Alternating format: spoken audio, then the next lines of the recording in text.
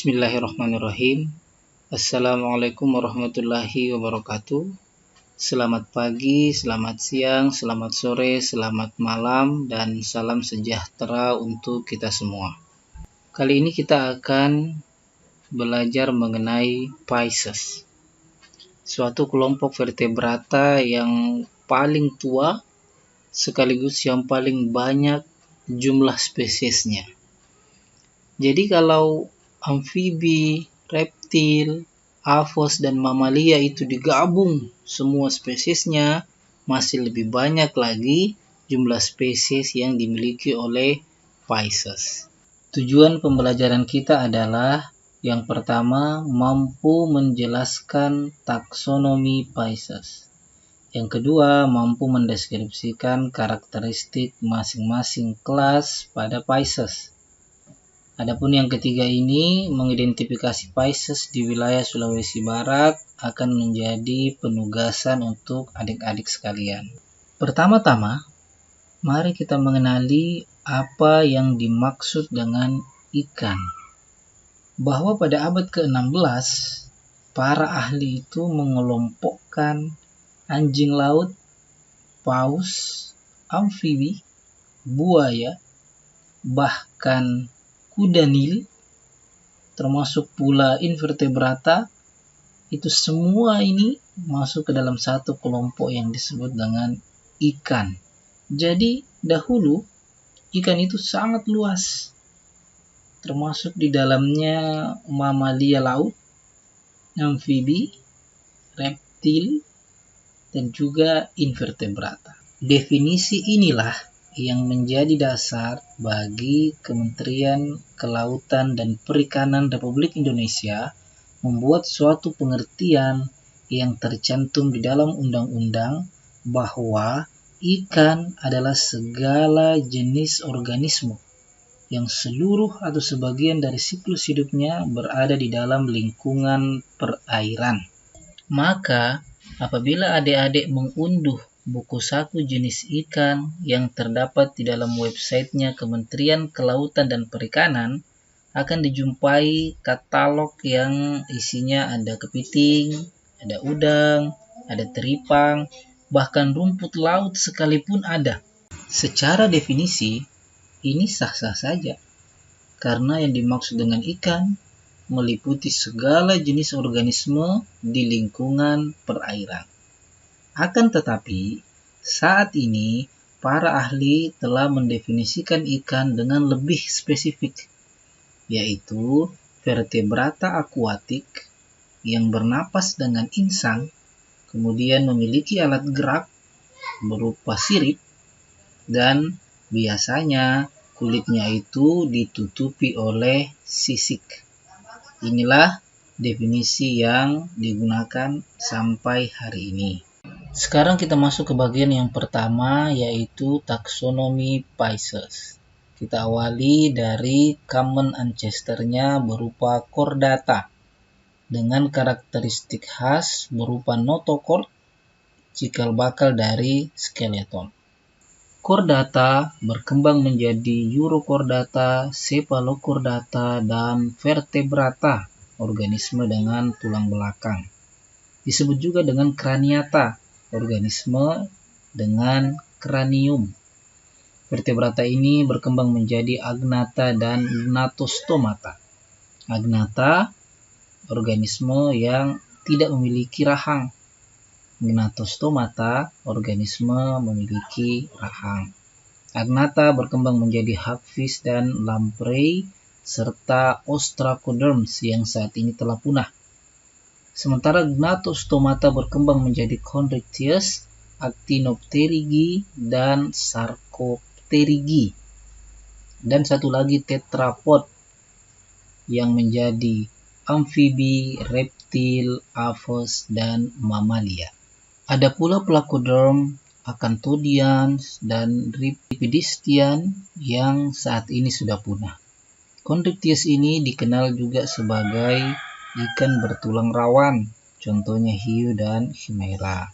Actinopterygii ini dikenal juga dengan ikan bertulang sejati dengan ciri khas siripnya itu seperti kipas. Contohnya adalah ikan-ikan yang pada umumnya kita makan sehari-hari.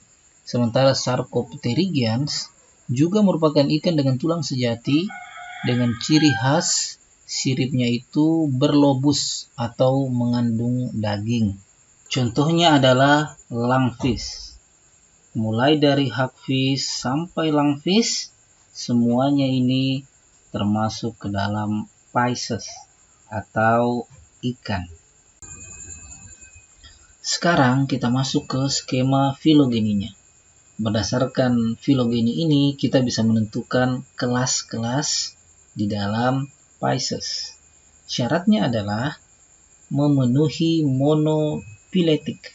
Monopiletik itu adalah kelompok organisme dengan satu common ancestor atau memiliki nenek moyang bersama. Kita lihat kelompok Myxini. Ini memiliki satu nenek moyang bersama, maka memenuhi syarat menjadi kelas Myxini. Petromyzontida pun demikian, memiliki satu nenek moyang bersama, maka menjadi kelas Petromyzontida. Elasmobranchi, nenek moyangnya sama dengan Holocephali, maka yang menjadi kelas adalah Chondrichthyes. Actinopterygii memiliki satu nenek moyang bersama, maka kelas Actinopterygii. Sarcopterygii juga memiliki satu nenek moyang bersama, maka menjadi kelas Sarcopterygii. Maka kita simpulkan kelas di dalam Pisces ini yang pertama adalah Myxini, yang kedua adalah Petromyzontida, yang ketiga adalah Chondrichthyes, yang keempat adalah Actinopterygii, dan yang kelima adalah Sarcopterygii. Adapun Osteichthyes tidak memenuhi syarat disebut sebagai kelas, karena anggota-anggotanya ini, Actinopterygii dan Sarcopterygii, memiliki nenek moyang yang berbeda, sehingga tidak memenuhi syarat monopiletik, tetapi pada kasus ini merupakan parapiletik. Inilah taksonomi dari Pisces yang dikelompokkan menjadi kelas Myxini, Petromyzontida, Chondrichthyes, Actinopterygii, dan Sarcopterygii. Pada slide-slide selanjutnya kita akan mendeskripsikan karakteristik masing-masing dari kelas Pisces ini. Yang pertama adalah kelas Myxini. Contohnya yaitu hagfish. Saat ini ada 70 spesies dari hagfish. Myxini akar katanya adalah mixa, yang berarti slime, atau lumpur, atau licin. Jadi, pada hagfish ini, di sepanjang tubuhnya ada slime glands, yang apabila ia terancam, maka akan mengeluarkan semacam mukus berupa milky fluid yang membuat hagfish ini tidak bisa tertangkap saking licinnya. Karakteristik yang dimiliki oleh kelas Myxini antara lain tubuhnya itu langsing, mirip seperti belut, bentuknya membulat, kulitnya itu polos, tidak memiliki sisik, dan mengandung kelenjar slime. Di sepanjang tubuhnya Myxini ini ada pori-pori dari kelenjar slime sebagai bentuk pertahanan diri. Kemudian Myxini tidak memiliki alat gerak yang berpasangan. Alat gerak yang berpasangan itu adalah sirip pelvik dan sirip pektoral. Juga tidak memiliki sirip dorsal. Yang dimiliki hanyalah sirip ekor yang memanjang ke arah anterior. Ini adalah sirip ekornya yang memanjang ke arah anterior. Skeletonnya tersusun atas kartilago dan masih memiliki notochord. Notochord ini adalah cikal bakal dari vertebra, dan pada Myxini notochordnya tidak berkembang menjadi vertebra. Memiliki mulut yang dilengkapi dengan gigi 2 baris, tetapi tidak memiliki rahang, makanya dikelompokkan ke dalam Agnatha. Lalu giginya melekat di mana kalau tidak ada rahang? Giginya melekat pada lidah. Giginya tersusun atas protein keratin melekat pada lidah, disebut lidah bergerigi. Myxini juga dilengkapi dengan barbels atau tentakel untuk menarik mangsanya masuk ke dalam mulut. Mangsa dari Myxini adalah invertebrata yang ukurannya lebih kecil dari tubuhnya, sehingga Myxini bisa disebut sebagai predator. Selain itu, Myxini juga bisa memakan organisme yang lebih besar dari ukurannya, tetapi organisme itu sudah sekarat atau sudah mati.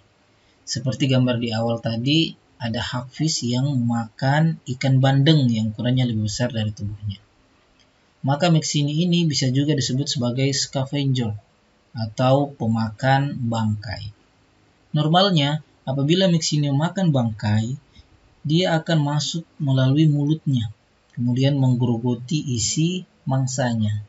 Akan tetapi, kalau tidak memungkinkan masuk melalui mulut, maka Myxini akan membuat lubang di tubuh mangsanya dengan cara menggigit bagian tubuhnya. Dan kalau Myxini merasa gigitannya tidak mampu melubangi tubuh mangsanya, maka dia membentuk semacam simpul tali, sehingga kemampuannya melubangi menjadi lebih besar. Ini mirip prinsipnya orang yang tarik tambang. Apabila kita tarik talinya dalam keadaan lurus, itu lebih kuat apabila kita membuat simpul pada tali itu kemudian menariknya. Myxini tidak memiliki stomach atau lambung, juga tidak memiliki katup spiral atau silia, sehingga sistem pencernaannya sangat sederhana. Jantungnya terdiri dari 2 lobus, 1 atrium dan 1 ventricle. Sinus venosus ini adalah pacemaker yang mengatur ritme sirkulasinya. Ada 5-16 pasang insang dan terbuka, jadi belum memiliki operculum. Sarafnya sudah terdiferensiasi membentuk otak yang dilengkapi dengan 10 pasang nervus cranialis. Myxini ini bisa mengecap karena punya lidah, bisa mencium karena punya olfaktori, bisa mendengar karena memiliki sepasang kanal semisirkular yang juga berperan dalam keseimbangan. Adapun matanya telah terdegenerasi sehingga tidak melihat. Kemudian Myxini ini hermaprodit. Ovari dan testis ini berada dalam satu individu, tetapi hanya satu yang fungsional. Kemudian fertilisasinya terjadi secara eksternal atau pertemuan sperm dan ovum itu terjadi di luar tubuh. Yang kedua adalah kelas Petromyzontida. Contohnya adalah lamprey.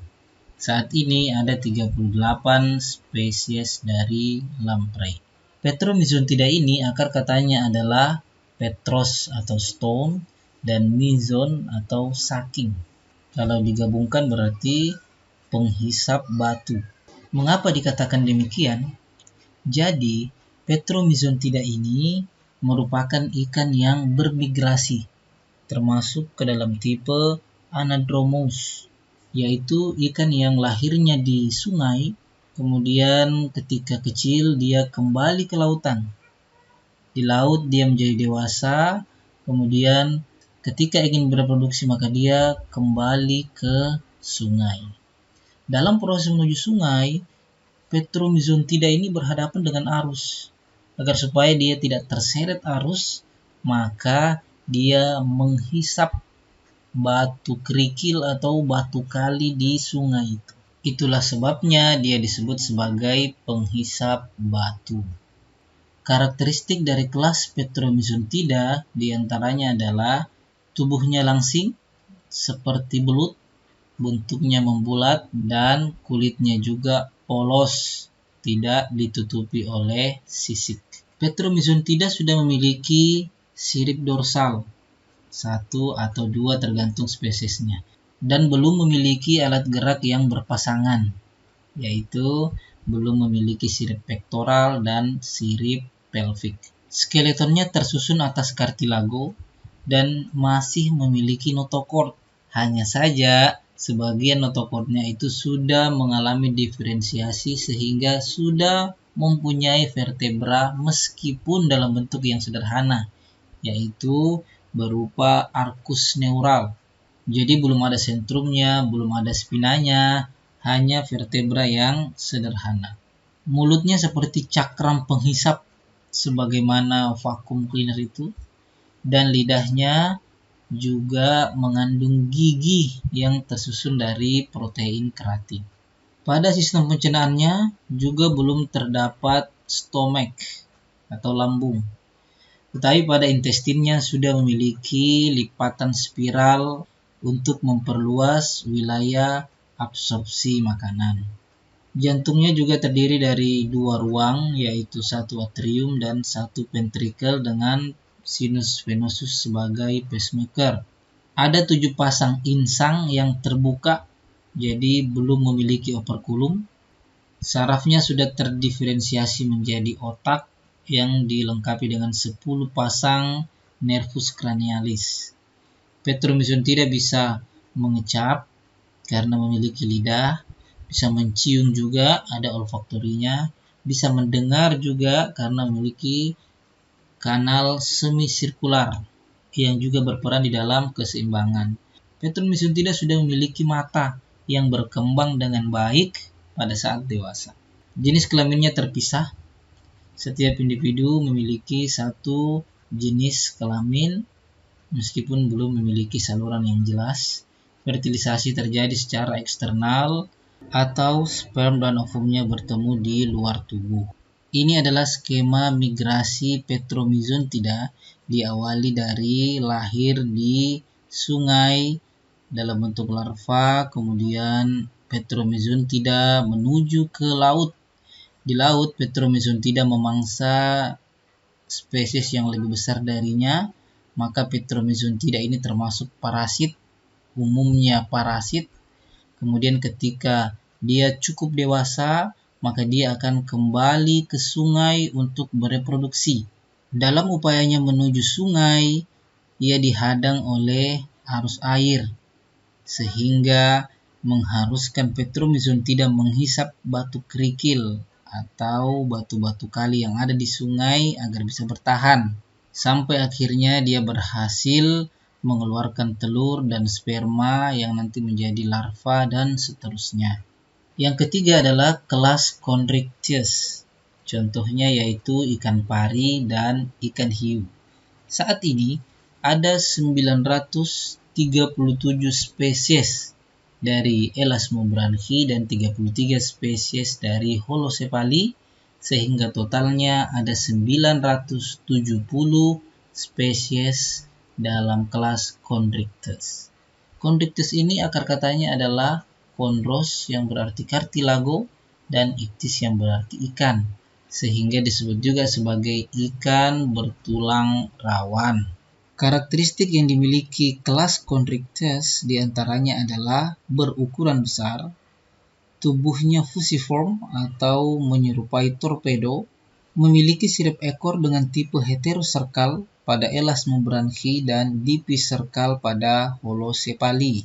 Heteroserkal itu sirip ekornya terbagi menjadi 2 lobus dengan ukuran yang berbeda. Sementara dipiserkal sirip ekornya hanya 1 lobus dan memanjang searah dengan kolumna vertebralisnya. Chondrichthyes juga sudah memiliki sirip pektoral dan sirip pelvik. Pada Chondrichthyes jantan, sirip pelviknya itu mengalami modifikasi membentuk clasper, suatu organ yang berperan di dalam sistem reproduksi. Olfaktorinya tidak terhubung dengan rongga mulut pada Elasmobranchi, sementara pada Holocephali olfaktorinya terhubung dengan rongga mulut. Chondrichthyes sudah memiliki rahang atau disebut gnatostomata. Chondrichthyes memiliki kulit yang sudah ditutupi oleh sisik plakoid pada Elasmobranchi, sementara pada Holocephali kulitnya itu berupa kulit yang polos. Ini adalah sisik plakoid yang diamati di bawah mikroskop elektron. Coba perhatikan struktur sisik plakoid ini. Ini adalah struktur yang sama dengan struktur pada gigi. Maka sisik plakoid ini disebut juga sebagai dermal denticle. Selain itu, gigi pada Chondrichthyes kelompok Elasmobranchi itu merupakan tipe polypyodonti, yaitu suatu gigi yang tajam dan secara berkala itu diganti dan diperbaharui. Adapun pada Holocephali, giginya tidak tajam sebagaimana Elasmobranchi. Skeletonnya tersusun atas kartilago dan telah memiliki vertebra yang lengkap pada Elasmobranchi dan vertebra yang tidak lengkap karena belum memiliki sentrum pada Holocephali. Sistem pencernaannya sudah memiliki stomach atau lambung dengan bentuk seperti huruf J pada Elasmobranchi, sementara pada Holocephali tidak terdapat stomach atau lambung. Intestinnya sudah memiliki katup spiral untuk memperluas wilayah penyerapan, dan jantungnya terdiri dari satu atrium dan satu ventricle dengan pacemaker berupa sinus venosus. Mekanismenya adalah sistem sirkulasi tunggal, yaitu darah hanya memiliki satu jalur sirkulasi, mulai dari jantung, kemudian menuju insang, terjadi pertukaran oksigen dan karbon dioksida, dari insang langsung ke seluruh tubuh, dari tubuh kembali ke jantung lagi. Jadi hanya ada satu jalur sirkulasi. Ada 5-7 pasang insang yang belum memiliki operculum pada Elasmobranchi, sementara pada Holocephali terdiri dari 4 pasang insang dan itu sudah tertutupi oleh operculum. Tidak ada gelembung renang pada Chondrichthyes dan otaknya sudah terspesialisasi dengan baik, memiliki 3 kanal semisirkular sebagai alat pendengaran dan sekaligus sebagai alat keseimbangan, dilengkapi dengan linea lateralis untuk mendeteksi adanya getaran pada air, dan yang luar biasa adalah electroreception, sehingga bisa mengetahui gerakan sekecil apapun dari jarak yang jauh. Jenis kelaminnya sudah terpisah, sudah memiliki saluran reproduksi meskipun masih bergabung dengan saluran digestif, yaitu kloaka pada Elasmobranchi. Adapun pada Holocephali, saluran urogenitalnya berbeda dengan saluran digestifnya. Fertilisasinya terjadi secara internal karena adanya clasper sebagai alat kopulasi untuk mengantarkan sperm jantan ke dalam tubuh betina. Ini adalah morfologi dari hiu Chondrichthyes. Di sini ada gigi yang senantiasa bertumbuh, senantiasa tergantikan, maka senantiasa tajam giginya ikan hiu ini. Ada klaspernya sebagai organ kopulasi, kemudian ada linea lateralis untuk mendeteksi adanya getaran pada air, dan di bagian depannya ikan hiu ini ada organ yang disebut ampulla lorenzini. Inilah organ yang berperan di dalam elektroreseptor. Kelas yang keempat adalah Actinopterygii. Contohnya adalah ikan-ikan yang pada umumnya kita konsumsi setiap hari. Actinopterygii ini merupakan kelas yang paling banyak jumlah spesiesnya, yaitu sekitar 27.000 spesies. Actinopterygii akar katanya adalah actis atau ray dan pteryx atau fin, yang kalau digabung berarti ikan dengan sirip yang menyerupai kipas. Karakter yang dimiliki oleh kelas Actinopterygii diantaranya adalah skeletonnya sudah tersusun oleh bone atau tulang sejati. Sirip ekornya ada yang bertipe heteroserkal, meskipun pada umumnya bertipe homoserkal. Ini adalah heteroserkal, ada 2 lobus dengan ukuran yang berbeda, sementara homoserkal adalah ada 2 lobus dengan ukuran yang sama. Kulitnya mengandung kelenjar mukosa dan tertutupi oleh sisik. Sisiknya ada yang ganoid, ada yang sikloid, ada pula yang ctenoid. Ketiga sisik ini bisa dibedakan secara sederhana dari bentuknya. Sisik ganoid itu bentuknya belah ketupat, sikloid itu bentuknya membulat, ctenoid juga membulat, tetapi dia memiliki duri-duri halus pada bagian posteriornya. Sirip Actinopterygii ini sudah sangat lengkap. Ada pelvic, ada pectoral, ada dorsal, ada anal, jadi sudah sangat lengkap. Dan sirip itu didukung, dikuatkan dengan adanya tulang yang tipis, disebut dengan istilah lepidotrichia. Selain itu ada otot pada pangkal siripnya sehingga bisa dikontrol untuk membantu pergerakan. Actinopterygii memiliki rahang, maka termasuk dalam kelompok Gnatostomata. Biasanya memiliki gigi dan gigi itu dilapisi oleh suatu struktur yang mirip enamel, namanya enamaloid. Memiliki sakus olfaktori untuk penciuman. Actinopterygii ini sudah memiliki stomach atau lambung, dan pada intestinnya ada katup spiral untuk memperluas wilayah absorpsi. Bernapas dengan insang, dan insang itu sudah dilindungi oleh operculum. Ada gelembung renang pada Actinopterygii yang berperan di dalam buoyancy atau daya apung, membantu Actinopterygii itu ke atas atau ke bawah. Jantungnya terdiri dari satu atrium dan satu ventricle dengan pacemaker berupa sinus venosus, dan mekanismenya adalah sirkulasi tunggal sama dengan Osteosteus. Ini adalah struktur morfologi sekaligus struktur anatomi dari Actinopterygii.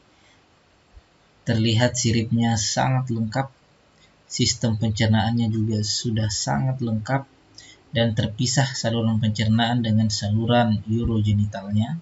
Ada linea lateralis juga, dan ini adalah gelembung renang yang berperan di dalam daya angkat. Kelas yang terakhir adalah Sarcopterygii. Contohnya yaitu lungfish, yang saat ini tersisa tinggal 8 spesies.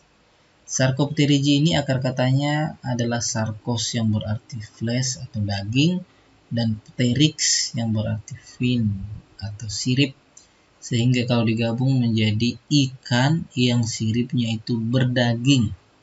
Coba perhatikan siripnya ini. Ada dagingnya, sehingga kelihatan lebih seperti tangan daripada sirip.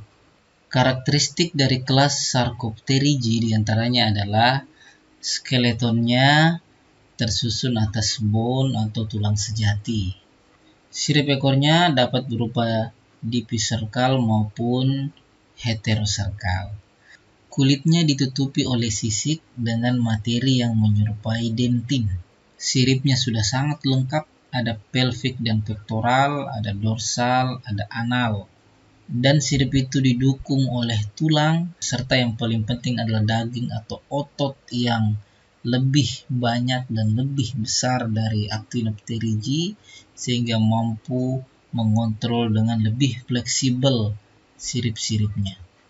Memiliki rahang atau gnatostomata, dan giginya itu telah dilapisi oleh enamel yang sesungguhnya. Memiliki sakus olfaktori dan memiliki stomach atau lambung, serta intestinnya itu mengandung katup spiralis. Memiliki insang yang telah dilindungi oleh operculum, dan memiliki gelembung renang yang tervaskularisasi atau gelembung renang yang memiliki banyak sekali pembuluh darah, sehingga gelembung renang itu bukan hanya berperan di dalam daya angkat, tetapi bisa juga digunakan untuk respirasi atau bernapas. Sistem sirkulasinya terdiri dari 3 lobus, yaitu 2 atrium dan 1 ventricle. Mekanismenya adalah sirkulasi ganda atau memiliki 2 jalur sirkulasi. Yang pertama dari jantung ke insang, dan yang kedua dari jantung ke gelembung renang yang tervaskularisasi. Ini disebut juga dengan paru-paru primordial. Sistem sarafnya sudah terdiferensiasi menjadi otak yang lebih kompleks, jenis kelaminnya terpisah, dan Fertilisasinya dapat terjadi secara eksternal maupun secara internal. Itulah materi kita pada kesempatan kali ini. Tadi kita sudah menjelaskan taksonomi dari Pisces, kemudian mendeskripsikan karakteristik masing-masing kelas pada Pisces. Adapun yang ketiga ini menjadi penugasan untuk adik-adik sekalian. Selengkapnya silakan dibuka di e-learning Unsulbar. Sekian, terima kasih atas segala perhatiannya dan mohon maaf apabila ada salah dari saya pribadi. Assalamualaikum warahmatullahi wabarakatuh.